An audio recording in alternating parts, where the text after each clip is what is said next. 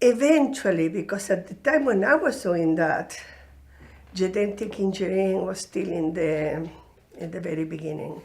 So the work I did for my PhD, we were still learning about genetic engineering. So it was only when I eventually got to the US, and that was quite a while later, that I could start making proteins from scratch. So that was quite a while later. It took a long time. You have to wait until the methodology develops, until the whole field goes up to a certain level, and then it makes making proteins becomes possible. I think it's interesting the way that EGF is made now in comparison to how it used to be made. Can you describe the how Yeah. it used to be made and what we do now? Well, it used to be purified from existing proteins. So, for example, the urine of pregnant women would be purified and purified and purified until you ended up with a few micrograms of EGF. That by law is not, you wouldn't be allowed to use it in skincare products because nobody is allowed to use products that have been derived from humans and even from some animals because of the risk of infection. So that's the way it used to be made, just starting with huge amounts of urine and ended up with a microgram of protein. And so the process of engineering bacteria to produce EGF allows us to manufacture that ingredient and use it in huge amounts and pure and safe.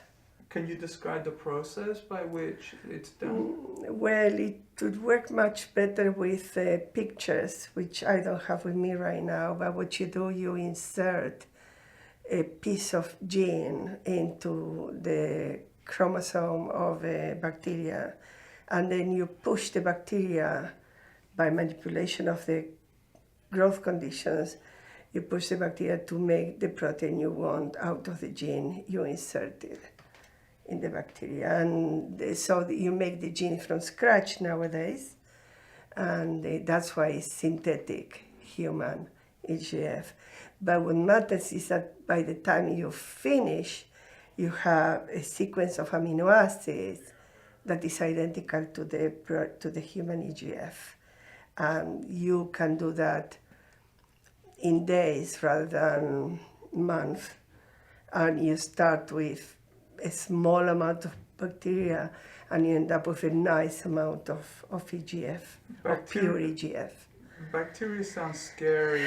Is the EGF scary or unsafe? No, it's totally safe. The bacteria have been manipulated so that it will be totally safe to grow them, and they cannot grow outside of your flask.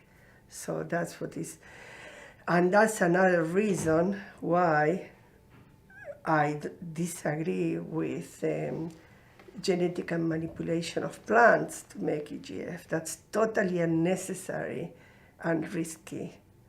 So I've been in genetic engineering of plants since before the beginning. And I remember how optimistic we were, and I remember how excited we were about the possibilities. And then when we started looking, okay, what can you actually do? The practical applications were not that easy to find.